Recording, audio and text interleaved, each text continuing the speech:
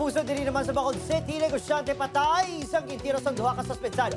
Pagpangtiro nakuhaan sa CCTV. Nakatutok ay Lee Pedreso.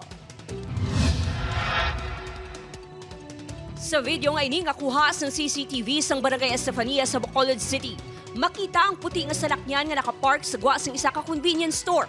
Makitaan man ang isa pa ka itong nga salakyan nga nakapark sa lugar.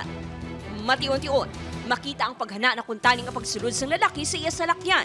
Sang duha ka lalaki gikan sa itong masalakyan ang dali-dali nga nagdalagan palapit sa negosyante kag ginpaarakan sang tiro. Nakaagom sang madamo nga pilasang pagkaluthang ang biktima gintingmuan pa kuntani nga dalon sa ospital apang gindeklara nga napatay.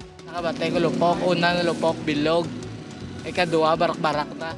Natabo ang insidente alas 4 kaina sang kaagahon. Gintilala ang biktima nga si alias Elson, nga residente man sa lugar. Oo, may posibilidad nga mapuli siya kasi ang taga-dira siya. Siya may kantuan siguro, papuli na siya. Ginaplanuhan ka kung saan may oportunidad nga makuha.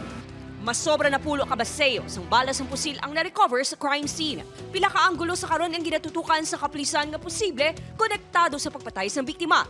Isa na diri ang negosyo. Initial nga nakuha namon sa background niya is may bar siya, may gabayan sila sa mga kami ang gulo lang tao. Gintingmuan sa news team nga makuha ang bayin sa pamilya apang nakasarado ang ilapuloyan.